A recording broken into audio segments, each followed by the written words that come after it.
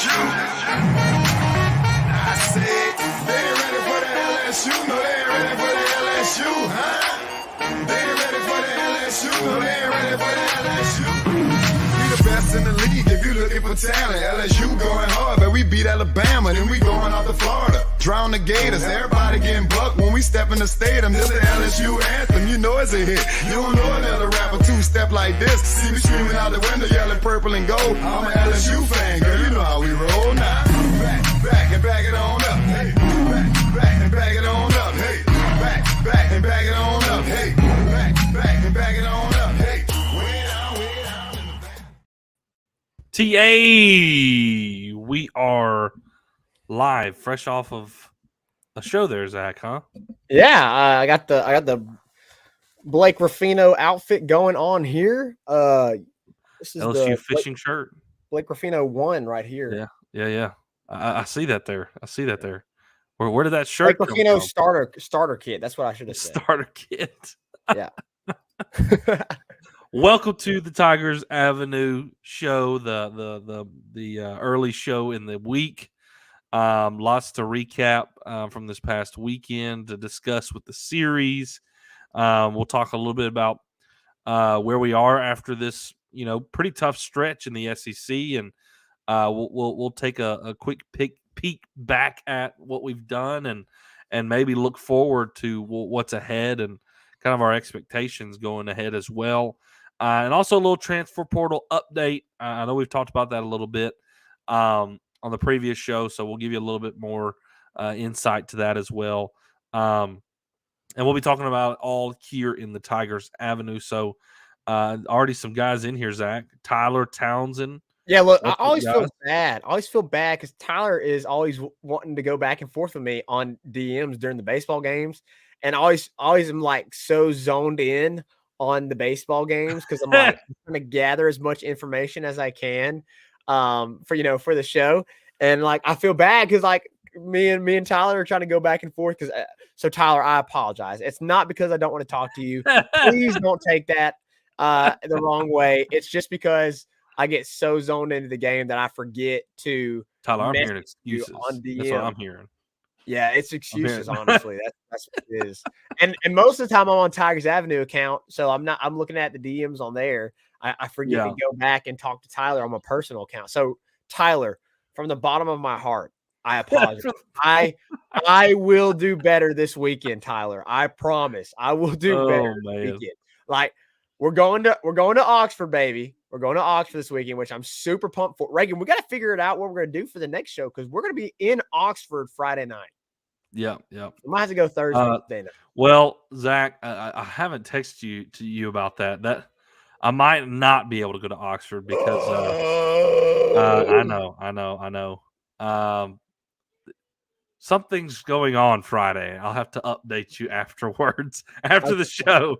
Something's going on Friday. So I won't say it here on the show, but I'll tell you afterwards. All good. But I might be able to still come. Hopefully we can still figure that out and work that out.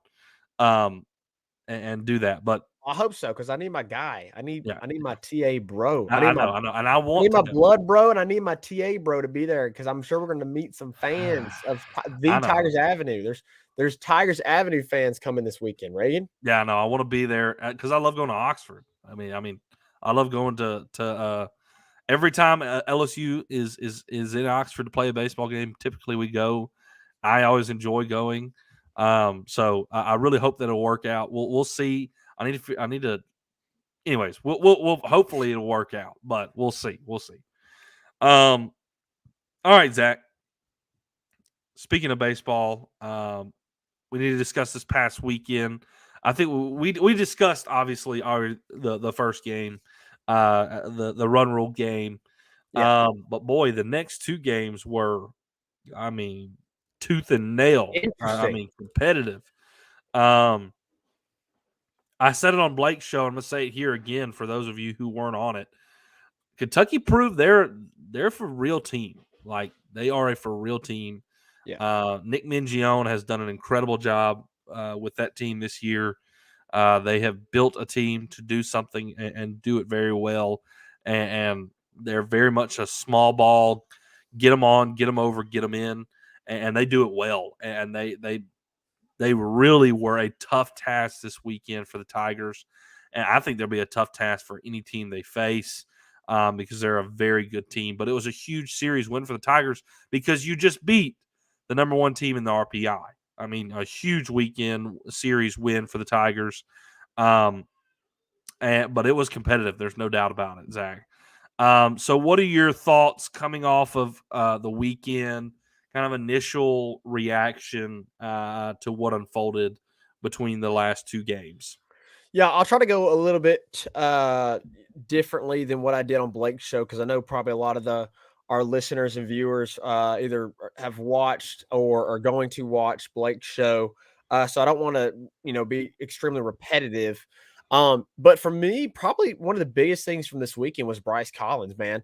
Listen, Yeah, man, no kidding. we have repeated it constantly on this show. Like, it sucks. It really sucks what has happened to this bullpen and this pitching staff. And, I hope that we can get a part of that back. Maybe I highly doubt it, but maybe you get somebody back like Garrett Edwards, maybe a Chase Shores. I don't know. I think it's extremely doubtful. I'm just telling you all that now, but you can expect Nate Ackenhausen to be back. You can expect Javon Coleman is going to get some time now. He warmed up, didn't get any action, but warmed up in the bullpen this weekend. So big positive. That's two arms that you should get back, which you massively, massively need right now.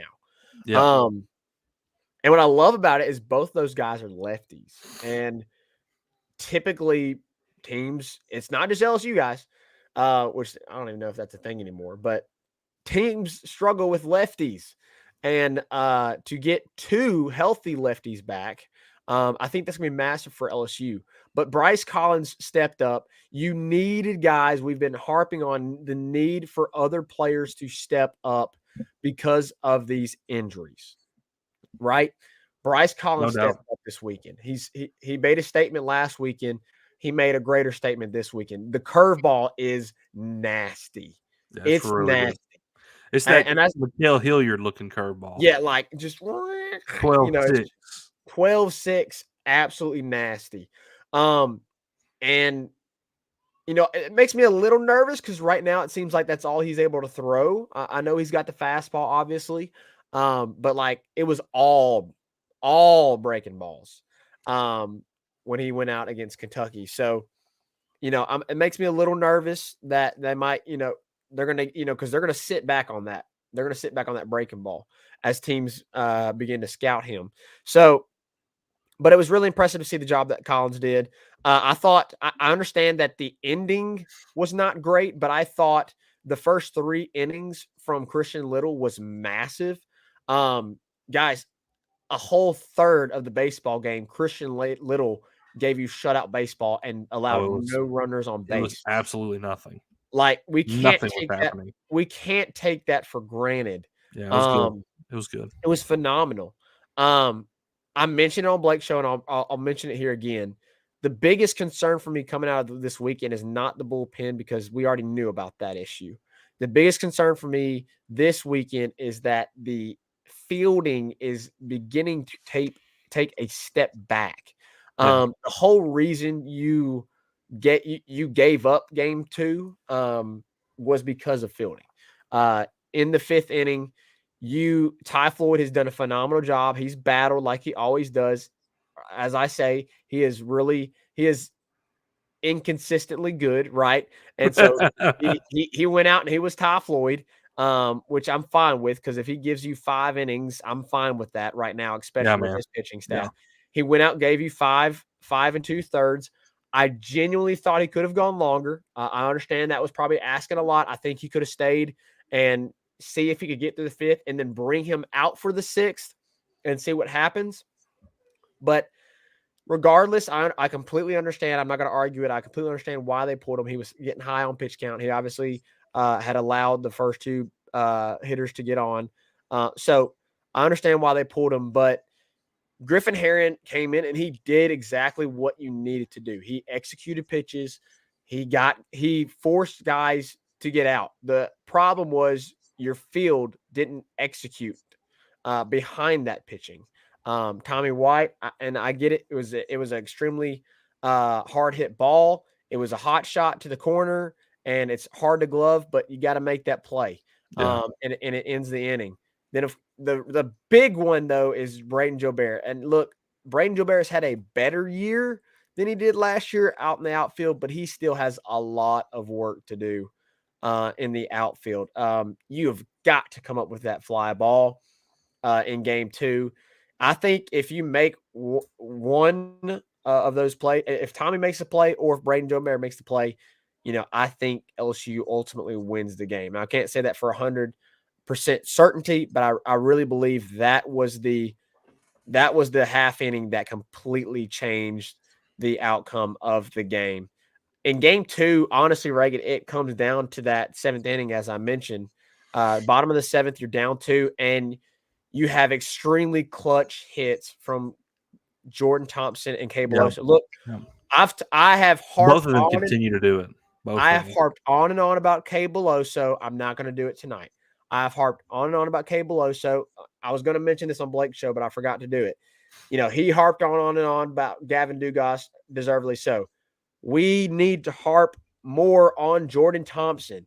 I know we kind of mentioned it last episode, but look, guys, he is playing at a very high level right now. We obviously know about the home runs in the 4 straight games, but he is constantly coming up with clutch hits. He is not going to, he's not a Dylan Cruz. He's not going to wow you, and he's not a Tommy Tanks. He's not going to come up there and it's a power bat, and there's the potential of one going yard every time up to bat. He's not that guy, but he does what he needs to do, and he does what is necessary for the team in order to succeed. And he's been phenomenal at shortstop this year. I know he's had the 5 errors, but he's been phenomenal at shortstop compared to last year. 5 errors isn't bad. 5 errors isn't bad. No, not at all. I really think through 36 games, 5 errors pretty good. And look, the other thing I didn't mention on Blake's show, but I'll mention here is in the 2 games that you faced, you battled adversity. Like in the second game, I completely understand why.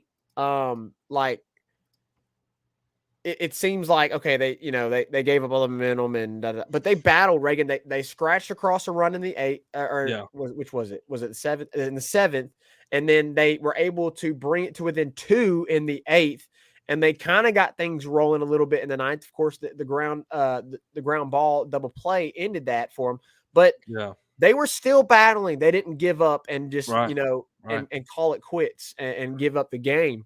Like, they're not going to do that with this offense. They're going to continue to battle and continue to fight. I love seeing them face that adversity and fight back in it. Obviously, in game 3, that was like every inning, because it was like LSU would go ahead, Kentucky would go ahead. Yeah. It was back and forth, back and forth. It was almost like a basketball game. Like, here comes a run for Kentucky. Here comes a run for LSU. Like, that's what was happening in the game 3. And ultimately, you came out on the winning side of things. And the 9th, or excuse me, the top of the 8th, I think it'll probably get overlooked a little bit because it was like, okay, we got hit. The ABs that you had to get to that point were also extremely incredible.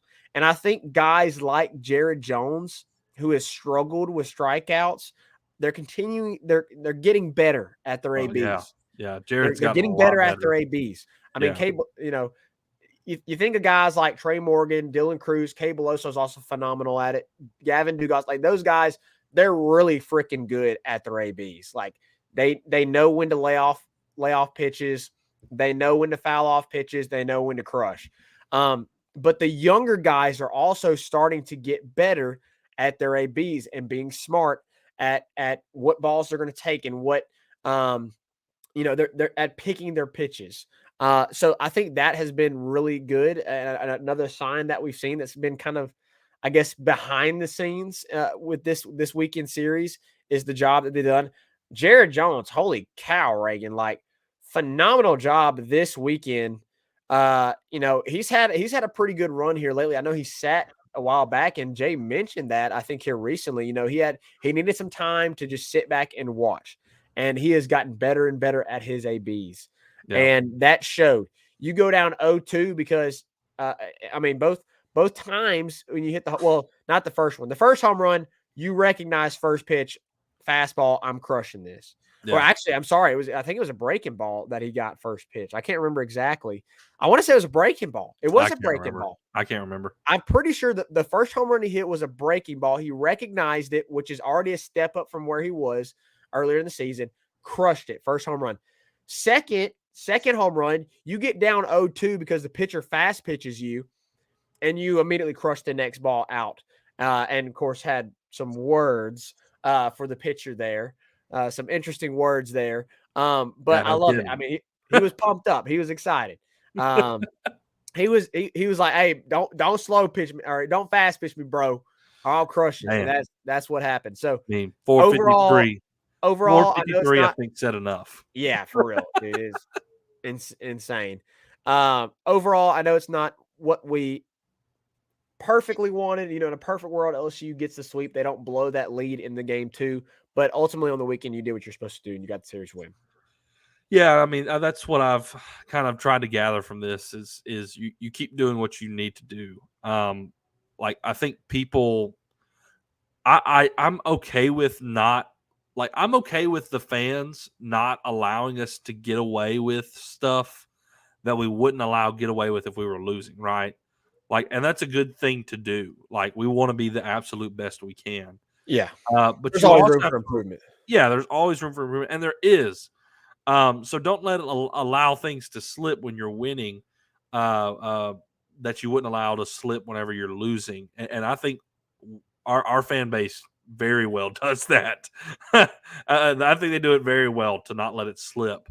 Yeah. At least they vocalize it. It seems like a lot, but that's LSU, baby. Yeah, but you also got to realize, guys, like you've played 5 straight top 15 series. You won 4 of them, and you tied 1 of them. Had you played I would love to see how it worked out in the South Carolina game 3. Obviously, it didn't happen, but you've played 5 straight top 15 SEC series. It's been the toughest stretch of your entire schedule, and you have not taken an L in one of the series yet. It's huge. Was it clean? Was it perfect? No. But what's the goal? What is the goal? To win the series. And you've been doing that every single weekend. Regardless of how it is, you find a way to win. You play the game. Why? To win. And you've been doing that. So I'm really happy with where they are right now. I mean, seriously, it could be a lot worse with these injuries. It could be far worse. You're absolutely right. I mean, if Bryce Collins continues to pitch the way he does, it's going to be really good for LSU because we need him. His curveball, I know he threw it a lot, but he located it well. Like he would throw it high and it would fall into the strike zone. And then there were times when he would throw it like middle of the plate and then it would fall out of the zone and it would fool the pitchers and they'd swing over the top of it. And what's so great is you can see it there. It's like it's a 77-mile-an-hour curveball, and it's like this huge overarching pitch, and then he can throw 93 on the inside of the plate. Yeah, and like it's a huge it's almost a 20-mile-an-hour difference. Like the dude can go from 77-mile-an-hour 12-6 curveball to a 93-mile-an-hour fastball. It's really good stuff. And when he's landing it, if it's like that this past weekend, his role's going to expand. His role's going to expand from what it has been. And his last 2 outings against Tulane and against Kentucky was really good. So I was really happy to see that. I think you've said it enough, but man, JT, holy cow, he is just as important to this team as Dylan Cruz and Trey Morgan. Amen. Like, just as important. Amen.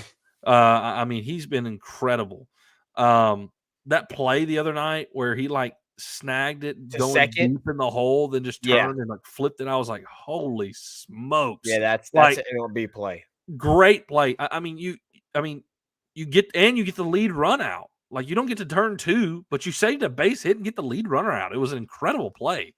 Well, dude, fans forget like JT was a potential, like, you don't get him because of the draft type player before COVID, before the injury he had in high school. So like people forget that. Like, this is a guy that was potentially going to be a player that never saw campus at LSU, but then COVID and the injury happened, and his senior year is a complete debacle.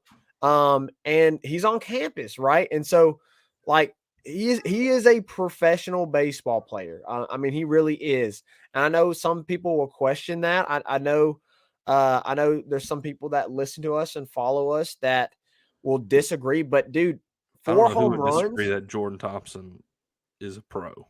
If Yeah. they do, Look, Jordan Thompson is a great baseball player, bro, and he was clutch. He carried you last weekend. And he came up with extremely clutch hits this weekend that Yeah. won you games. So you Yeah. cannot take away from the job that he has done. I know there's some fans that still are holding on to what happened last year. Like, you got to let it go. You got to let it go. He had a bad year. He had a bad year. He was dealing But it with ain't the he same. literally was dealing with It ain't an the same. injury. Yeah. He's gonna make mistakes at shortstop, but guess what? He's still one of the best shortstops fielding percent. You don't have to. It's not an opinion. It's stats.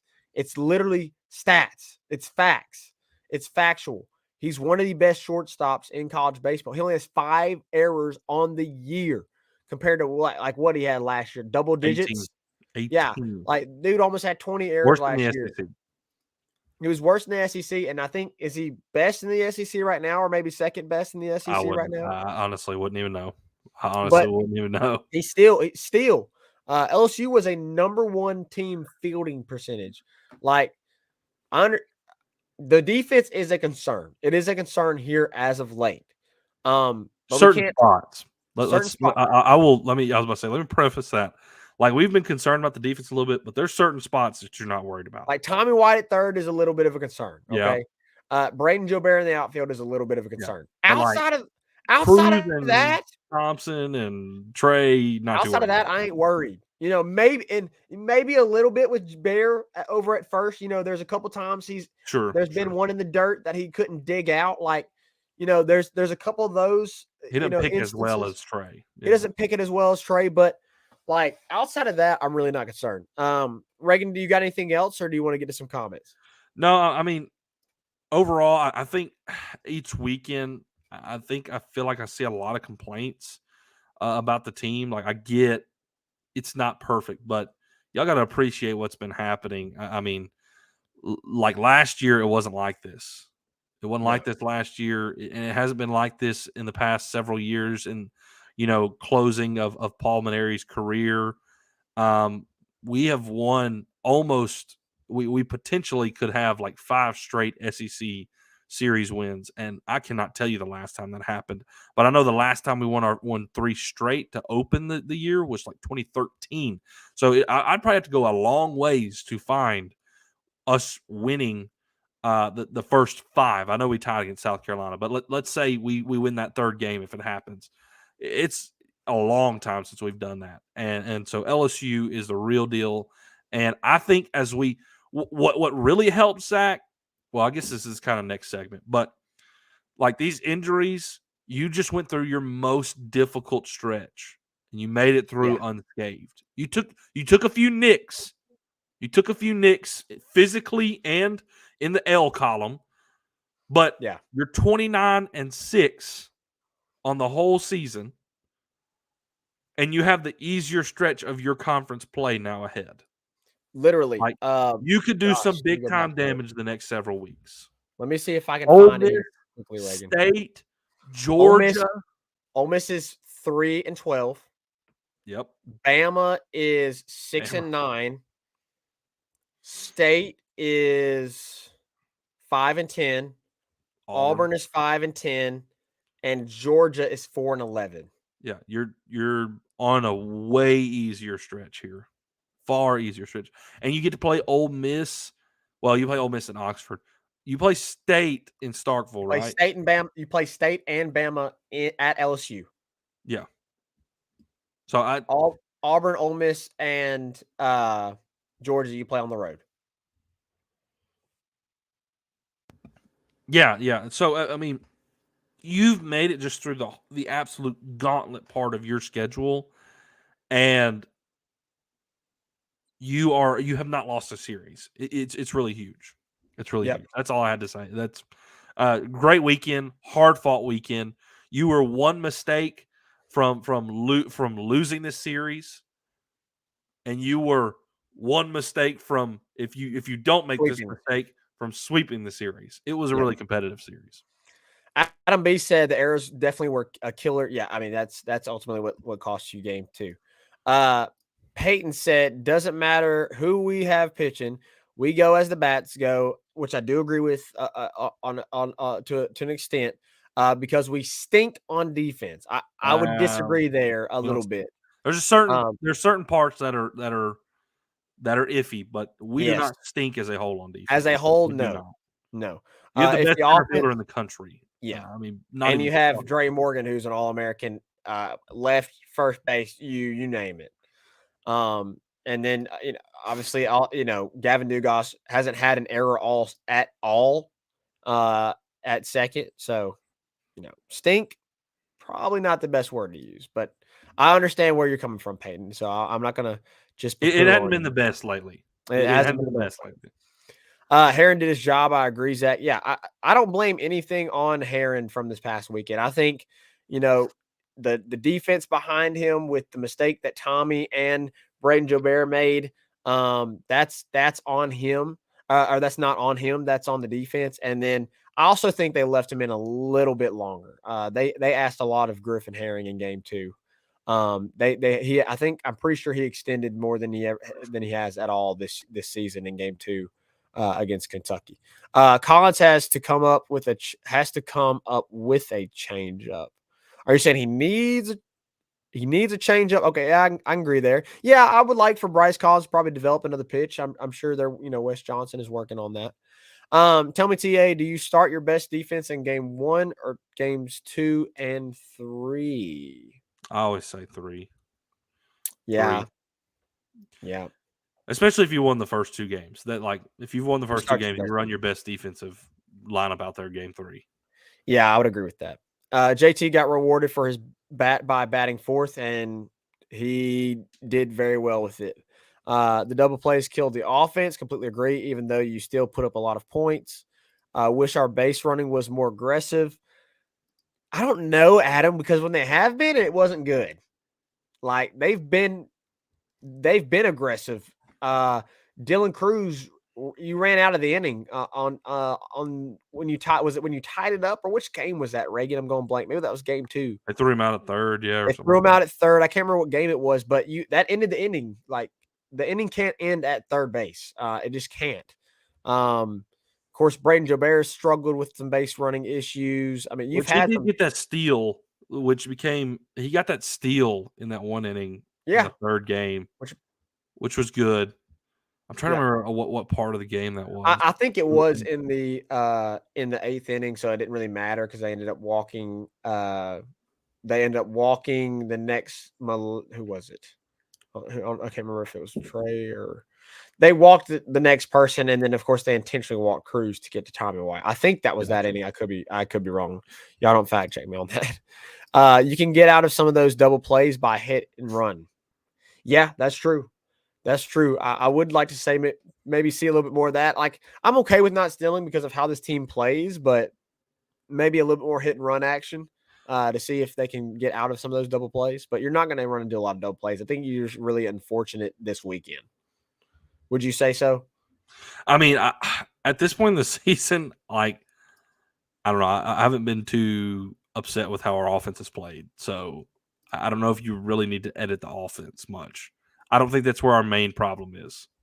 Yeah. That's just my opinion on it right now. If we were really struggling to score runs, I could see it, but I don't think that's our problem. Ryan said, Zeke, how's Luca? So yeah, Zeke made a little intro in the background there. How's Luca doing, Bo?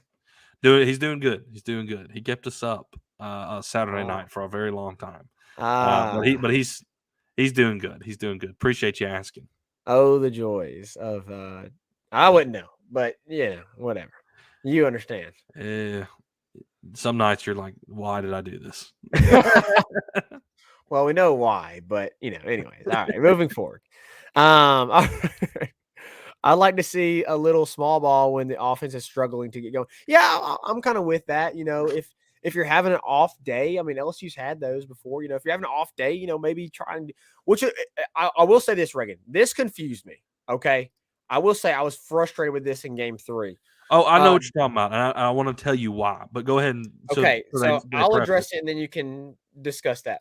Why in the world are we bunting with JT and K Beloso, who, by the way, had the clutch hits in the 7th inning in Game 3, to win you the game, pretty much, to get you back in the game, tie the game, not win you game, but to put you back in that game. Why in the world are we bunting with those guys? And then Jack Merrifield, who's barely played at all this season, we have him swing away when we know he's fast, unless he just can't lay down a bunt. I don't know, Reagan, but I was not happy with that decision. That's the one Jay Johnson decision on the weekend that I did not like. So you can go ahead and explain away. Well, if you remember correctly, with JT, I don't know. I'll agree with you a little bit on JT. I can't remember the shift if they had shifted on JT, but Beloso was laying a bunt down because they literally had all the defenders on the right side of the field. And I do understand that. If he laid a bunt down, like if he would have got the bunt down, he'd probably been safe. Like that's the reason he was doing that. But that was the one thing, like with him, is like if he lays the bunt down, he's going to get on pace. Like because there was nobody over there. You would have to hope the pitcher does it or the catcher. It depends on how good the bunt is. That's true. If you clunk it right in front of the home base, like the catcher probably throws Beloso out or the pitcher or something. But if you get a good bunt that goes down the line a little bit, like it's gonna be trouble because there's nobody there. There's nobody there to come and quick scoop it. But I mean, I do have to agree with you a little bit. Like I think at that point though, like Merrifield definitely hasn't had a lot of experience at the plate, and definitely haven't had a lot of experience bunting. That's for sure. So maybe a little bit of that. But I think in terms of Beloso, it was specifically because they had him shifted. With JT, I'm not exactly sure. So, Reagan, I want to address this question from Doug because I know Dad says this a lot. Dad has said this multiple times. I want to get your opinion on it. Doug Knows says, Jay seems to have that left them in too long issue. One of my only complaints. I would say that is situational.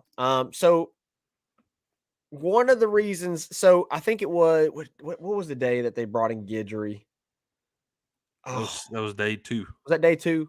So when they brought in Guidry, no, it was day 3. It was day 3. Day 3. Okay, so day 3 when they brought in Guidry, I specifically remember a lot of fans on Twitter and Dad saying they're leaving him in too long. They're leaving him in too long, guys. You got to get a guy in the bullpen. You got to get ready. You got to have a guy trot down to the bullpen. You got to have him warm up off of the mound. Then you got to have him, throwing on the mound to the catcher. You have to get him ready. So when you bring a guy out, when you have a pitcher that comes out at the beginning of an inning and they walk the first batter and then they send a guy down, they're not going to have him ready after the first batter. They're going to face another one. At least another one. They have to face at least another one. Most of the time, a second one. So the context really matters there too. Yes. Extremely matters. Little had allowed absolutely nothing. Nothing. At that point. So nobody was in the bullpen. And then he walks one guy. Like after doing what he did in the first 3 innings, one walk is not going to send alarm bells. Yeah, I better get a guy in the bullpen right now. You know what I mean? Exactly. So in that situation, all right, he's been shut down the first 3 innings. Like no three problem. Up, 3 down every single inning. And then he walks the first guy. You're like, okay, let's see what he does. Well, then it began to pile up on him, and then it's like, okay, we got to get a guy out there and get him ready. Yeah, so, like by the second walk, you're sending the guy down to the bullpen. Yeah, exactly. It's like you got to give it time. So, Doug, I'm not saying you're wrong. There is times when I'm like, okay, you need to go get him. Like maybe you left him in a little too, like Griffin Herron for example. Griffin Herron hasn't had extremely long extended outings, right? You tried to overextend him a little bit. And I think, you probably could have pulled him a little bit sooner because what you've been able to get out of him. And I understand, right? But here's the flip side of that. You're also have a very, very limited bullpen. And so you're going to try and squeeze a little bit more out of guys because of that. So I don't completely disagree. Do I think maybe they probably should have pulled him a little bit earlier? Yes. Do I say it was the completely wrong decision? No. So, Doug, I don't disagree with you there completely, but I would say when you have those thoughts, maybe consider, what's the context? What's exactly going on? I think Reagan hit the nail on the head. Yeah, I mean, at that point, like especially with the Guidry coming in for Little, he pulled him as soon as Guidry got ready. Like, yes, correct. As soon as Guidry was ready, they pulled him. Like he faced another batter, Guidry was ready. Jay went out there and pulled him. Like it was. I feel like he pulled him as soon as he could. So yeah. Adam B said, I meant attempting to steal. Yeah, I mean, I would like to see them steal more, but I just don't think that's just Jay. I just don't think that's maybe Jay with Johnson's Cruz because he's got elite speed and Trey. Maybe so. Yeah. Yeah, I would like to see probably, and maybe that evolves a little bit as the season goes on. And that keeps you out of less double plays, maybe. Yeah. I keep going back to how Kelly pieced together all 3 games, every series last year. Surely West can sling it together a bit easier with Skeens throwing. Yeah, I would agree a little bit there. Like you didn't have what you had this year in Skeens. Like you did not have that all. So every single game you were trying to piece together, a pitching staff for each game. So it's a lot easier this year. But they also didn't have the injuries that they had last year. You have you have 6 guys that you were counting on this year that are not pitching for you. All right, let's see. Doug said Milazzo, Napolt, Merrifield, etc. needs to bunt every at bat. I don't know about every at bat. But if it's Milazzo been putting the ball in play. Milazzo's been putting the ball. Milazzo won you the game. Yeah, on the first game. He run ruled it for you. He run ruled it. Look, and I'll say this. I said it multiple times. You just got to get like if 8 and 9 give you a hit and a walk, that's perfect. Yeah, that's perfect. If they just give you a hit, that's good out of the 9 hole or out of the 8 hole. Yeah, like that's what you should out of the 8 and 9 hole. If JT's hitting the 7 hole, you should probably expect a little bit more. But out of the 8 and the 9 hole, like you should want them to just get on base. If they get on base 2 times in a game, that's phenomenal. Like that's phenomenal. I mean, if you got like 2 guys on base, 1 out, no outs, and one of these guys are up to bat, yeah, you're bunting. You should be bunting. I would agree with that. Yeah, especially if there's guys on base. If you're striking out a lot of times, sometimes a bunt can light a spark, especially if it causes an error. Yeah, I mean that'd be. Yeah, I agree. I mean, I don't disagree with y'all there. I just think this team is going to hit, and Jay knows they can hit. So, I feel like everybody, Zach. I don't know if it's. I mean, maybe. Are we? I don't know. I feel like we're focusing too much on the offense. I don't feel like the offense has been the problem. Like we scored 16, we scored 10, we scored 7, and like I feel like if we're nitpicking if we're nitpicking, but like it shouldn't be a focus. I feel like we're talking about the offense a lot, and I feel like the offense isn't the problem. Like I agree. Like every score we had this weekend was good enough to win the game. Even the you're averaging double digits in runs a game. You are Zach. I saw the stat. I've been meaning to say it. You are 29-0. You are undefeated if your opponent scores 7 runs or less. LSU is undefeated. If the opponent scores 7 runs or less, number. That's a big number in baseball. We're undefeated. So you have to score over 7 runs. As of right now, you have to score more than 7 runs a game to beat LSU. Wow. So offense ain't a problem. Yeah. Offense ain't a problem. All right, Reagan, let's take a quick break, and then let's come back and let's try and briefly discuss some midseason expectations. give out some grades, and then we will, of course, at the end of the show, wrap it up with a little bit of transfer portal news on the basketball front. 5-Star Hero, your intro and outro music for the Tigers Avenue show. They ain't ready for that LSU. Go check out all his other music on all the major platforms. Don't forget to follow him on Instagram at Saints Anthem and at Twitter at One Nation Doty. Don't forget to check out his Facebook page for all his Saints and LSU merchandise. Can't get any better than Sarah Klein Stevens, attorney at law.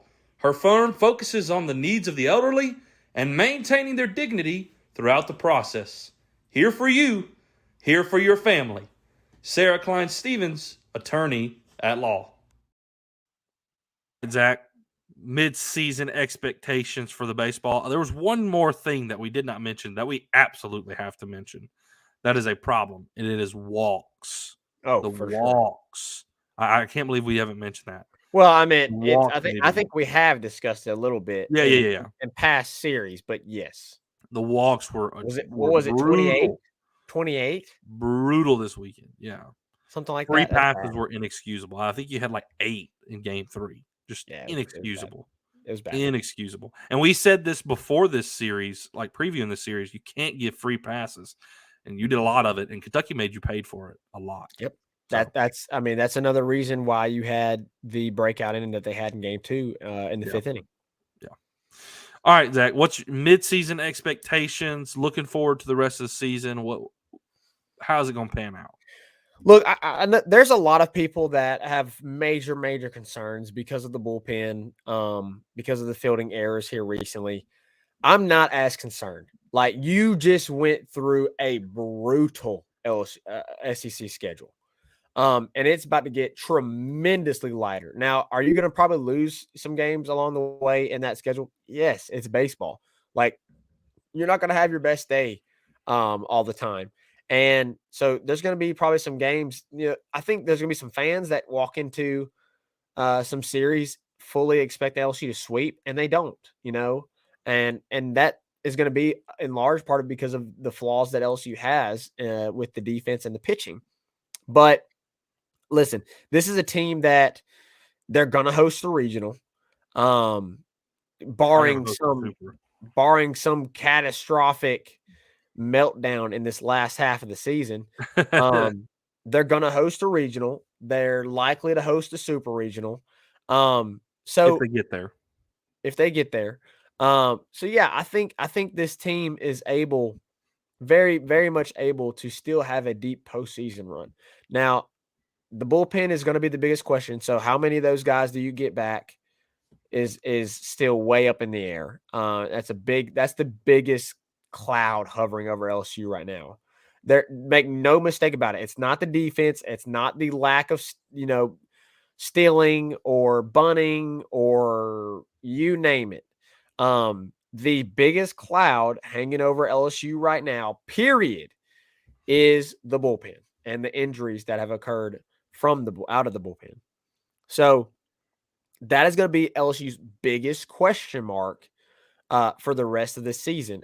So how does Jay Johnson and Wes Johnson handle that moving forward? I think last year under Coach Jason Kelly, they did a phenomenal job handling the pitching staff with what they had. I trust Wes Johnson to do the same. So we're really gonna see here in this next half of the season how LSU fares with the pitching, because that's what it's going to come down to. It's going to come down to how well their bullpen and their Game 2 and Game 3 starters can play. Yeah, and I think you kind of hit it on the head there. That's pretty much what you got to look out for is how will the pitching withhold now with the injuries.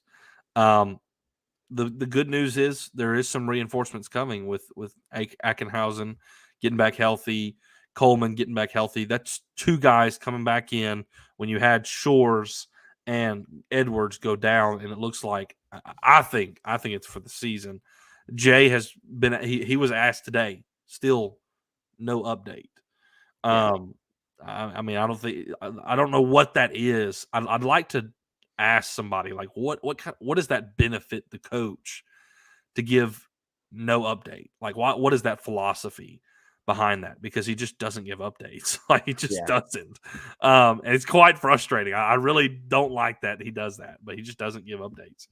Anyways, but Coleman and Ackenhausen can come back and fill in where you're missing a little bit, like fill in the gap. Like you go Ackenhausen maybe in game 2, and that can sure things up a little bit more. Like it was like for a while there, it was Skeens, then Ackenhausen, and then it was like Floyd, then Edwards. And like that was really solid.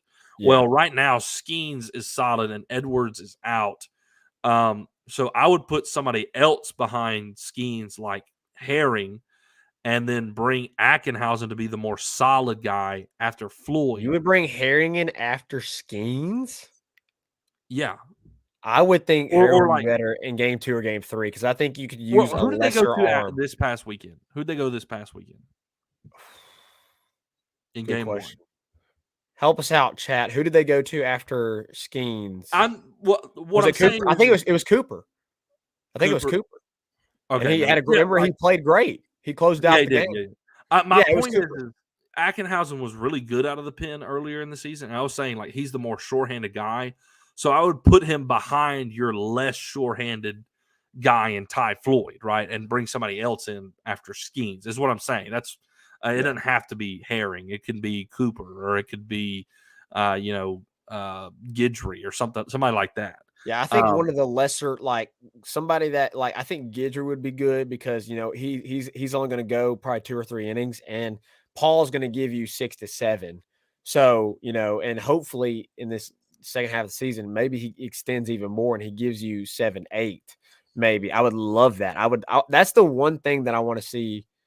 That's like, I don't have any complaints from Skeens. The one thing I want to see is, like, I just wish we could see him extend a little bit more. Yeah. I am interested to see what happens with Javen Coleman when he gets back. Yeah. Like, he's throwing gas. Yeah. Supposedly he's throwing like 95, 96 in his bullpens. And he's landing his breaking ball. So I'm like, shoot, maybe he could be your game 3 guy. Like, maybe.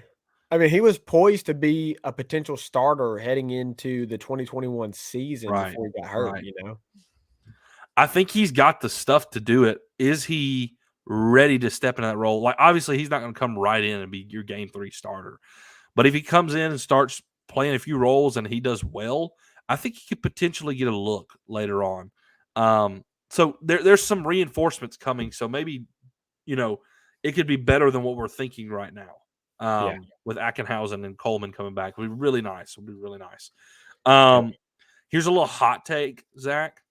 Here's my hot take. All right. I think we win out. I think we're going to win. Not every game, but series-wise. I think we win out. And to go undefeated in the series, that's awesome. That would be amazing. And I think you can do it. What you just did on the front half of your SEC schedule, you absolutely can do it. Now, don't get me wrong. You could go to Oxford and slip up this weekend. For sure. Or you could go to Auburn in the Plains and slip up. But I don't think it happens. I really do think you win out your series. And I think you get a few sweeps. And I think you're really going to like LSU's conference record by the end of this, by the end of the conference schedule. And I think we're the number 1 seed. I really do. So I'm pretty excited. Over Vanderbilt? Over South Carolina? Oh, yeah, not like in this. I mean, like the national seed.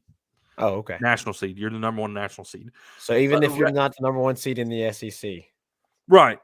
Yeah. Okay.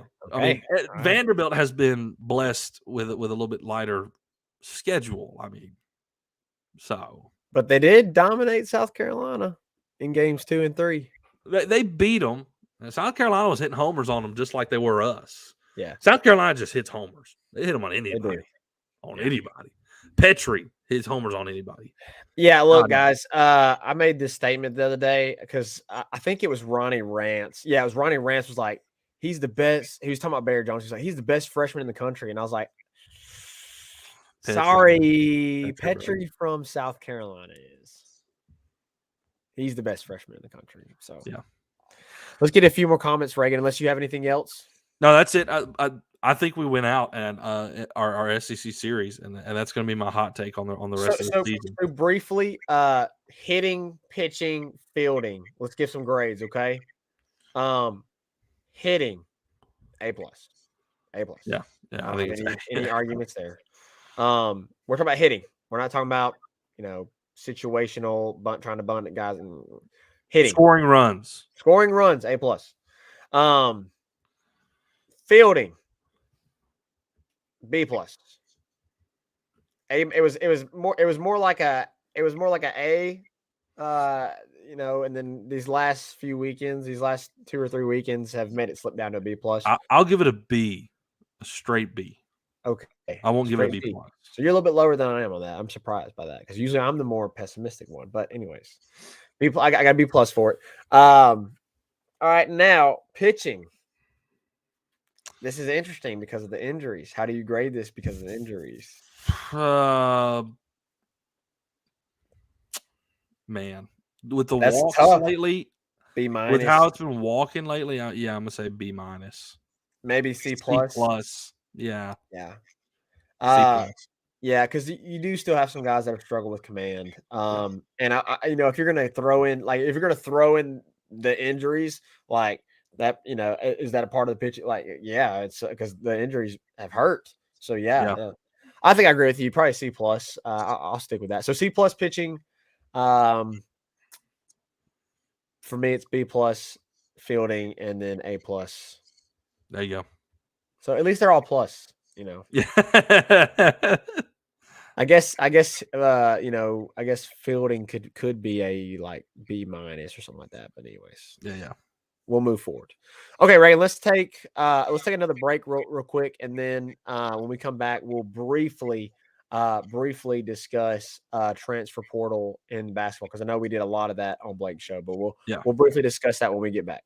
Make sure you go follow us on Twitter, TikTok, Instagram, and Facebook, all at Tigers Avenue, for daily updates on the show and all things LSU sports. If you're watching on YouTube, make sure to click off and hit that subscribe button at Tigers Avenue. We broadcast all of our shows live on YouTube, Facebook, and Twitter. Right back at it. A little transfer portal update, last segment of the show here. Appreciate all you guys coming in here and commenting. I mean, Peyton and Doug and Tyler. Ryan had to hit the road, but appreciate all you guys staying in here and commenting and interacting. We really appreciate it. So, Zach, little transfer. Adam B. Can't forget my guy Adam B. Adam B as well. Adam B. Which Adam, bro, you need to hit me up. I have to send you your merch, Adam. I have to send you your merch, bro. You have yet to tell me what you want from the merch store for correctly guessing Luka Daniel. So, bro, I ain't slacking. I've been waiting on you. I probably need to. Maybe I need to DM him. I don't know. If you're still watching, Adam, free merch, bro. If you're watching, Adam, bro, hit me back up. Sounds good. All right, yeah. Quick update, Zach, on the transfer portal. Not gonna spend too much time on it. I know some of y'all probably heard it, but Matt McMahon seems to be doing a really good job so far. Most recent pickup was Will Baker. Really great stuff from that kid. I think we've already discussed him on the show, and Jalen Cook and the other one is Joe. Yeah, the focus right now is Joe Girard, Carlos Stewart had his official visit yesterday. BJ Mack, yeah, Joe Girard. Well, this past weekend, this whole past weekend he was in Baton Rouge. Joe Girard was transferred from Syracuse, so. That dude is an elite shooter, Zach. 38% from behind the arc. I mean, like really reliable to hit the three. So if you land him, your shooting and your guards between Jalen Cook and Joe Girard is going to be really stinking good. And if you land Carlos Stewart, I mean, your guard play goes up exponentially from last year. The only problem, and I think I mentioned this, the only problem I like little nervous about, I guess, with that is size. But I really don't think it's a problem for these guys. I mean, they're going to get theirs. I mean, their size clearly has not affected them at Syracuse. It hasn't affected them. Jalen Cook at Tulane, like they getting buckets. All these guys, They getting buckets. Shooters gonna shoot. the shooters gonna shoot, and they are. So if you land that, like those two guys, Jalen Cook, Joe Girard, Carlos Stewart, it's gonna be hard to find a better three guards that can score like those guys can. So really exciting in terms of that. I really want to see LSU look for a wing player, 6'7" type size, 6'8", a guy who could play your 3 and 4. Maybe they're not looking for that because maybe they just are confident with Derek Fountain and Jalen Reed and Tyrell Ward to fill those spots. I think you should find one more guy. I don't know if you saw this or not, Zach, but Alex Fudge is entering the NBA Portal draft. again? No. He's declared for the draft, which I was kind of shocked at because it wasn't like he had the most elaborate career at LSU or at Florida. But dude's an athlete and can score and he's gonna test well. He'll do well, but if I was him and he's like entering his name in the draft, I would be testing the waters in the draft and entering the portal as well.